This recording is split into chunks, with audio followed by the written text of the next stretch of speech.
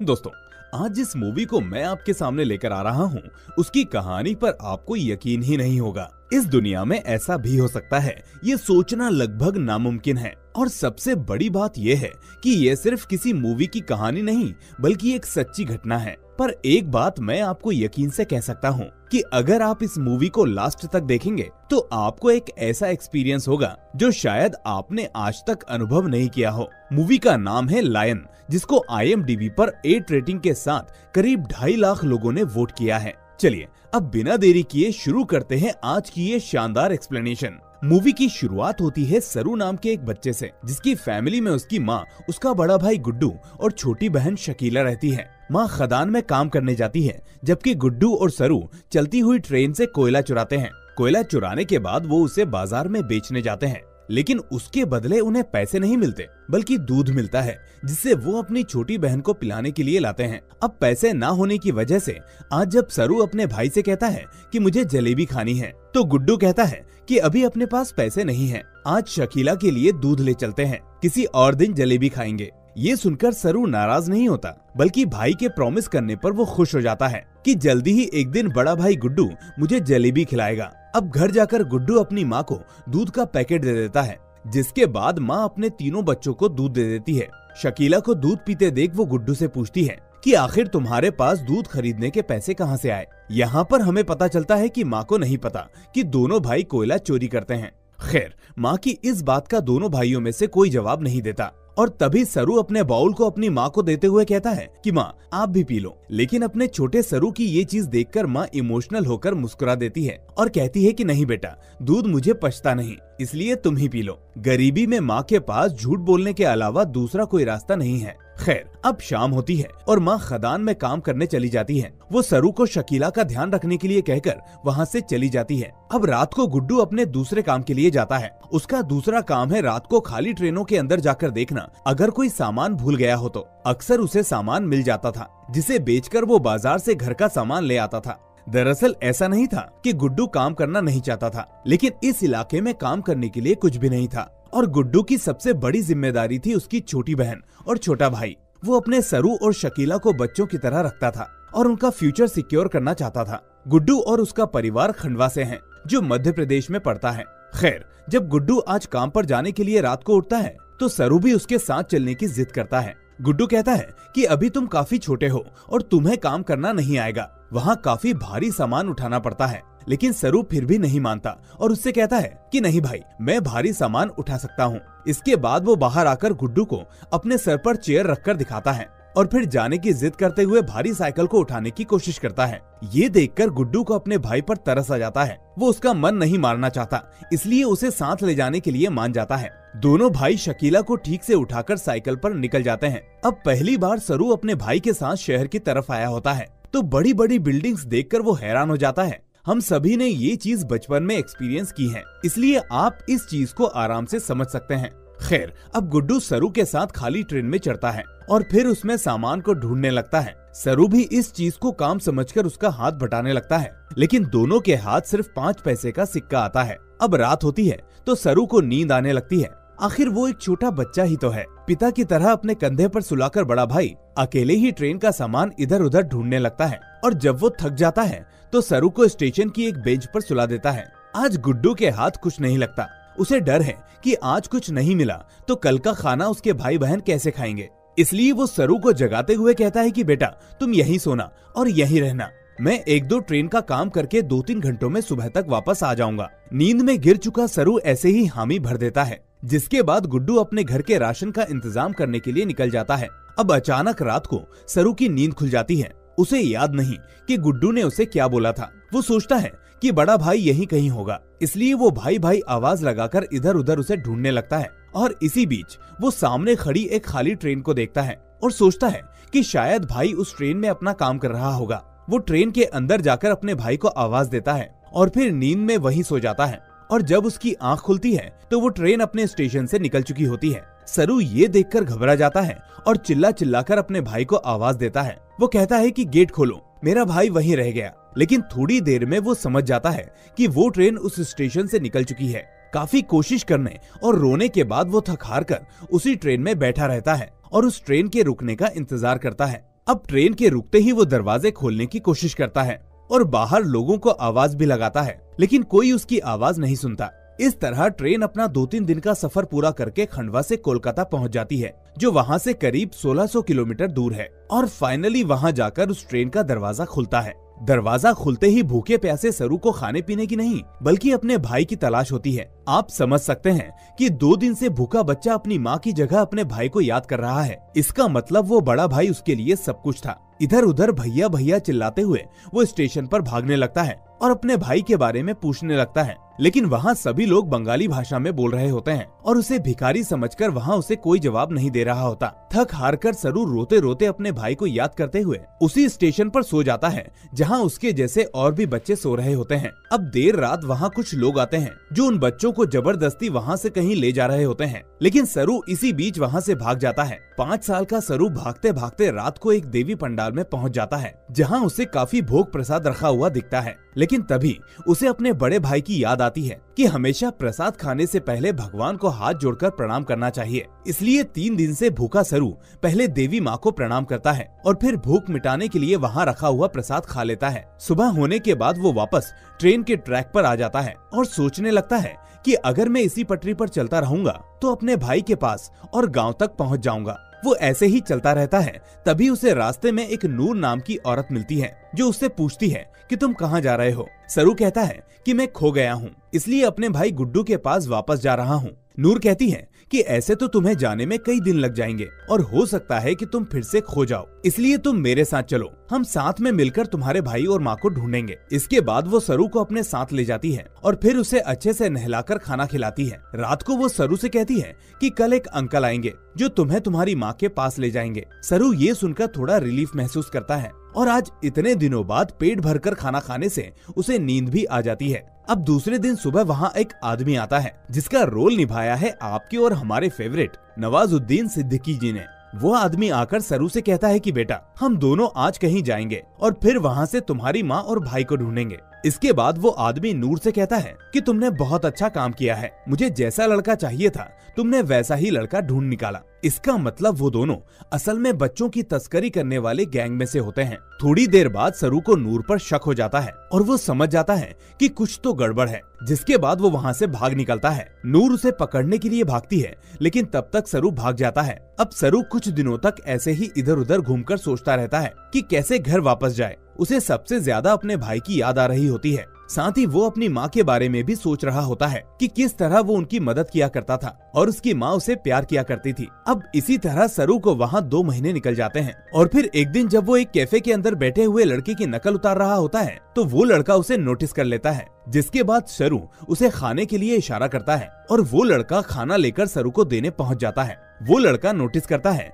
कि सरू वहाँ का नहीं है क्योंकि वो हिंदी बोल रहा है, बंगाली नहीं। इसलिए वो उससे उसका नाम पूछता है और फिर उसे पुलिस के पास ले जाता है ताकि अगर पुलिस उसे उसके घर पहुंचा सके तो सरू अपने घर पहुंच जाए। अब इंस्पेक्टर के पूछने पर सरू अपने गांव का नाम गणेश तलाई बताता है, लेकिन उस वक्त सन 1987 में ना तो गूगल मैप्स होता था और ना इंटरनेट, इसलिए भारत देश में इस नाम के गांव को ढूंढना खेत में से सुई ढूंढने से भी ज्यादा मुश्किल था। इसलिए पुलिस उसके माता पिता को ढूंढने की काफी कोशिश करती है और उसे तब तक के लिए एक बंगाली अनाथालय में भर्ती करवा देती है। वहाँ 3 महीने गुजरने के बाद एक दिन उसे एक लेडी मिलने के लिए आती है जिसका नाम मिसेस सूद होता है। वो उससे कहती है कि हमने तुम्हारी माँ को ढूंढने की काफी कोशिश की लेकिन वो नहीं मिली। सरू कहता है कि मेरी माँ यहाँ से काफी दूर रहती हैं, मेरा भाई गुड्डू भी वहीं रहता है, मुझे मेरे भाई के पास ले चलिए, वो बहुत काम करता है और मैं अपने भाई के बिना नहीं रह सकता। मिसेस सूद कहती है कि बेटा तुम फिक्र नहीं करो, हम तुम्हारे भाई को भी ढूंढ लेंगे, लेकिन तब तक के लिए तुम एक अच्छी जगह रहो,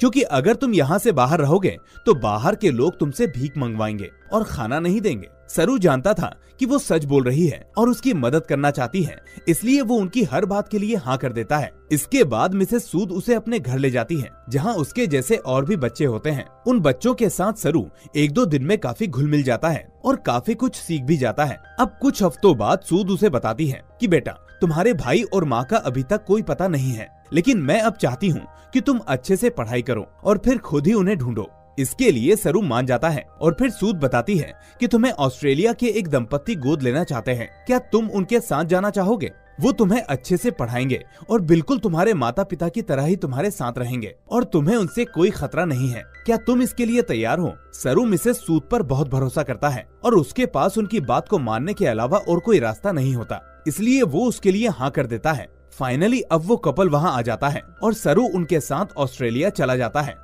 वो दोनों सरू का बहुत अच्छे से ख्याल रखते हैं, लेकिन सरू को शुरू में इंग्लिश बोलने में काफी दिक्कत आती है। वो इंग्लिश तो दूर ठीक से पढ़ा भी नहीं होता, लेकिन ये कपल जिसमें लेडी का नाम सू और आदमी का नाम जॉन होता है, वो दोनों उसकी पूरी मदद करते हैं। दरअसल उन दोनों का कोई बच्चा नहीं था, इसलिए जब उनको सरू के बारे में एनजीओ के जरिए पता चला तो वो उसको गोद लेना चाहते थे। वो चाहते थे कि एक बच्चे की जिंदगी को हम यूं खराब ना होने दें। वक्त के साथ साथ सरू सब कुछ सीख गया। सू एक दिन सरू से बोली कि मेरे बेटे, तुम अभी मुझे कुछ नहीं बोल पा रहे हो, लेकिन एक दिन आएगा जब तुम मुझे सब कुछ बता पाओगे और उस वक्त मैं तुम्हारे साथ कंधे से कंधा मिलाकर खड़ी रहूंगी। इसी के साथ वक्त बीतता जाता है और अब सू और जॉन एक और बच्चे को गोद लेने के बारे में सोचते हैं, लेकिन सरू उनके साथ घुल मिल जाता है और अब सब कुछ ठीक चल रहा है। नए गोद लिए हुए बच्चे का नाम मंतोष होता है, लेकिन मंतोष को बचपन में ही इतनी यातनाएं दी गई होती हैं कि वो मेंटली काफी कमजोर हो चुका होता है, जिस वजह से वो कई बार खुद को मारने की कोशिश करता है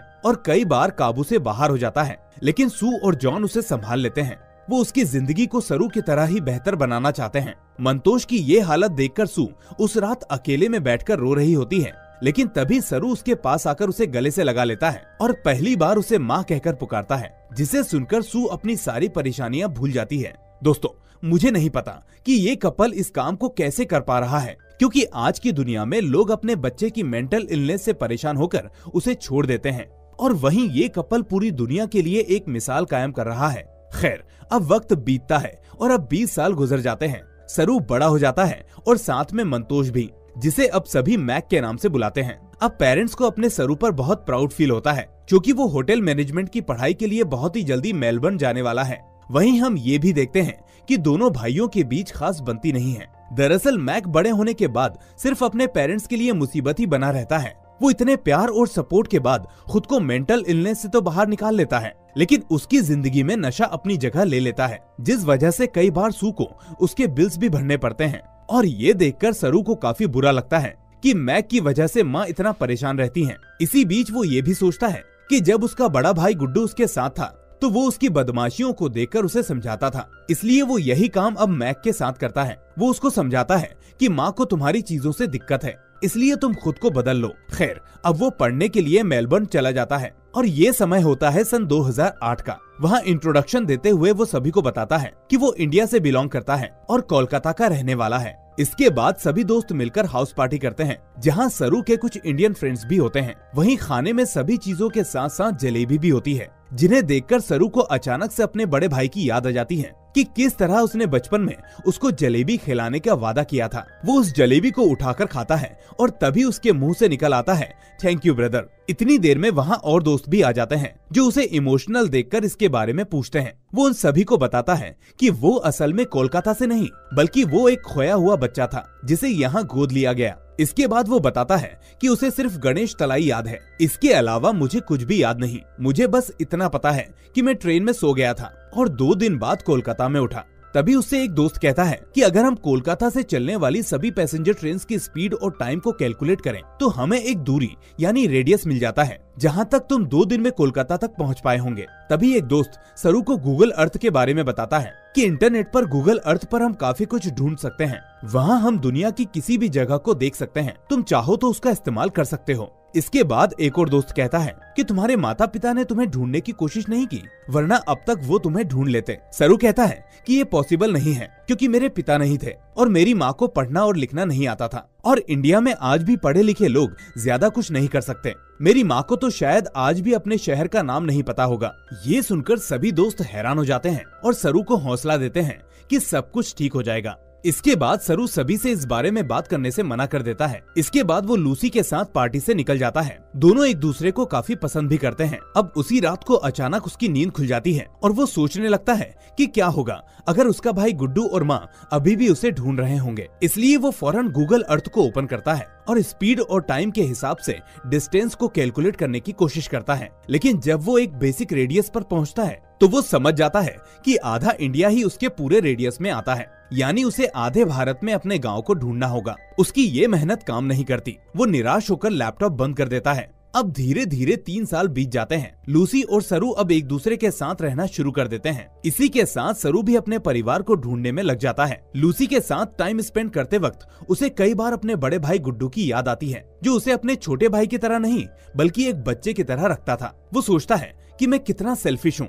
जो यहाँ अपनी जिंदगी में सुख भोग रहा हूँ, जबकि हो सकता है मेरा भाई आज भी मुझे ढूंढ रहा हो और गरीबी में जी रहा हो। इसके बाद वो अपनी तलाश फिर से शुरू कर देता है और इसी बीच वो इतना अकेला रहने लगता है कि धीरे धीरे लूसी से दूर होने लगता है। वो लूसी से कहता है कि जब तक मैं अपने भाई बहन और माँ को नहीं ढूंढ लेता तब तक मैं खुद को ठीक नहीं कर पाऊंगा, क्योंकि हर रात मुझे अपने भाई की आवाज अपने कानों में सुनाई देती है। इसलिए मुझे प्लीज अपनी तलाश को पूरा करने दो। अब दोनों अलग अलग रहना शुरू करते हैं और फिर वापस 3 महीने बाद दोनों एक दूसरे का चेहरा देखते हैं। सब कुछ भुलाकर वो दोनों फिर से करीब आ जाते हैं और लूसी वादा करती है कि मैं तुम्हारे परिवार को ढूंढने में तुम्हारी पूरी मदद करूंगी, लेकिन इस बीच तुम्हें अपनी उस माँ को नहीं भूलना चाहिए जिसने तुम्हें इतना पढ़ाया लिखाया और इस काबिल बनाया। यहाँ सरू को पता चलता है कि उसकी माँ यानी सू की तबीयत कई महीनों से खराब है। उसको अपनी गलती का एहसास होता है और वो अपनी माँ के पास जाता है। वो कहता है कि माँ मुझे माफ कर दीजिए, शायद मैं और मैक आपकी असली संतान नहीं है, इसीलिए हम दोनों ने आपको बहुत परेशान किया। मुझे पता है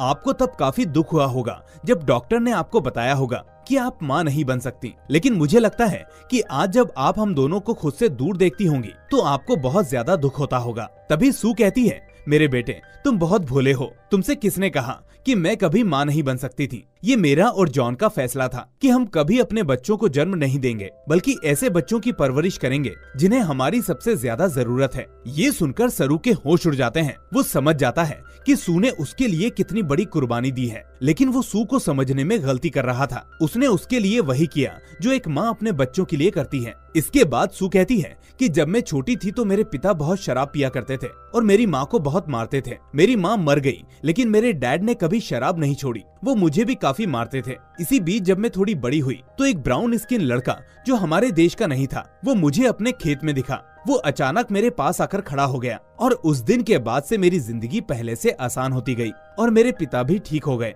इसलिए मुझे उस दिन से पता था कि मैं ऐसे ही बच्चे की देखभाल करूंगी, वो वैसा हो जैसा मैंने तब देखा था। और मेरे बेटे, जब मैंने तुम्हें पहली बार फोटो में देखा था तो मुझे तुम्हारे अंदर वही लड़का दिखा और तुम्हारे भाई के अंदर भी। इसलिए मैंने तुम दोनों को अपनी जान से ज्यादा चाहा और अपना सब कुछ तुमको दे दिया। एक माँ होने के नाते मैं बस तुमसे तुम्हारा वक्त मांगती हूँ कि मुझे तुम्हारी जरूरत है, ऐसे बेटे की जिसने मुझे पहली बार रोते हुए देखा तो गले से लगा लिया था। ये सुनकर सरू को एहसास हो जाता है कि अनजाने में उसने अपनी माँ को काफी दुख पहुंचाया है। इसलिए वो उनसे माफी मांगता है और अपने मन की हर बात शेयर करता है। तभी सू उसे कहती है कि तुम्हें याद नहीं होगा, बचपन में मैंने कहा था कि एक दिन तुम मुझे सब कुछ बताओगे बेटा, और उस वक्त मैं तुम्हारे साथ खड़ी होंगी। मुझे पता था कि एक दिन मेरे सामने ये बात आएगी, लेकिन मैं भी तुम्हारी माँ हूँ, मैं तुम्हारे साथ हूँ। तुम अपने परिवार को ढूंढो और सही फैसला लो। तुम जो भी फैसला लोगे उसमें मैं हमेशा खुश रहूंगी। इसके बाद सरू लैपटॉप निकालता है और इस बार पूरी शिद्दत से अपने गांव को ढूंढने लगता है। अभी तक उसके मन में डर था कि सू को जब ये बात पता चलेगी कि मैं अपने असली घर को ढूंढ रहा हूँ तो उन्हें बुरा लगेगा, लेकिन अब उसकी एक माँ उसके साथ थी उसकी दूसरी माँ को वापस ढूंढने के लिए। ये आत्मविश्वास काम करता है और फाइनली सरू को गूगल मैप पर वो जगह दिख जाती है जहाँ उसकी माँ पत्थरों को ढोया करती थी। इसके बाद वो धीरे धीरे स्टेशन से पानी की टंकी, वहाँ से गांव का रास्ता, सब कुछ याद करते हुए अपने घर के ऊपर पहुँच जाता है और वो जगह होती है उसका गांव गणेश तलाई। इसके बाद वो बहुत खुश होता है और सबसे पहले ये बात अपनी माँ को बताता है। सू भी बहुत खुश होती है, जिसके बाद ये बात लूसी को भी पता चलती है और वो सभी उसको इंडिया जाकर उसके परिवार को ढूंढने के लिए कहते हैं। इसी तरह फाइनली सरू खंडवा पहुंच जाता है और वहां से अपने गांव गणेश तलाई। वो धीरे धीरे अपने बचपन की यादों के सहारे अपने घर तक पहुंच जाता है, लेकिन वहां उसे कुछ नहीं मिलता। वो आसपास के लोगों से बात करने की कोशिश करता है, लेकिन कोई उसकी भाषा नहीं समझता। पर तभी वहां पर एक आदमी आता है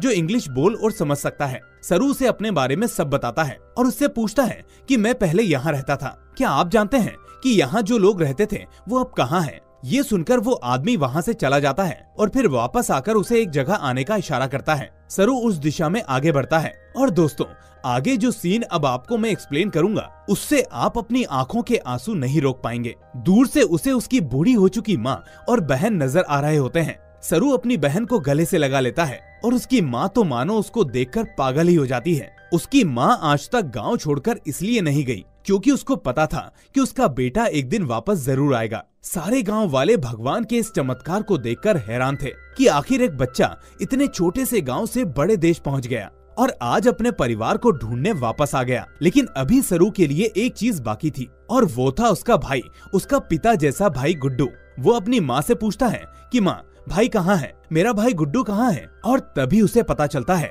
कि जिस रात वो उस स्टेशन पर छूट गया था उसी रात गुड्डू का ट्रेन एक्सीडेंट में देहांत हो गया था।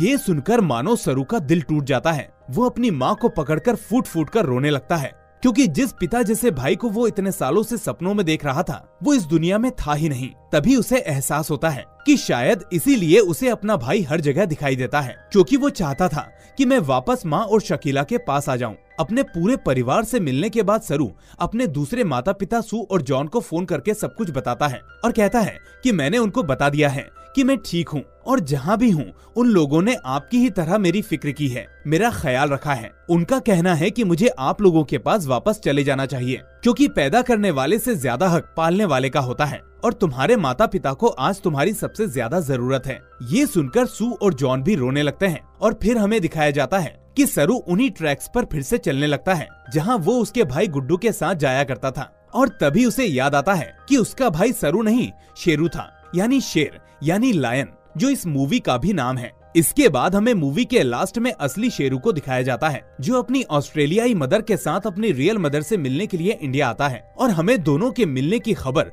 दुनिया भर के अखबारों में छपती हुई दिखाई देती है। दोस्तों ये कहानी एकदम सच्ची है और इसमें कुछ भी बनावटी नहीं है। इसके अलावा मेरे पास इस मूवी के लिए कोई शब्द नहीं है। इसकी रेटिंग या आपके इमोशंस आप कमेंट बॉक्स में जाहिर कर सकते हैं, लेकिन इस वीडियो को लाइक और सोशल मीडिया पर शेयर करना मत भूलना। साथ ही चैनल को सब्सक्राइब करके नोटिफिकेशन बेल को भी दबा दें। मैं मिलूंगा आपसे अगली ऐसी ही वीडियो के साथ। Till then take care and thanks for watching.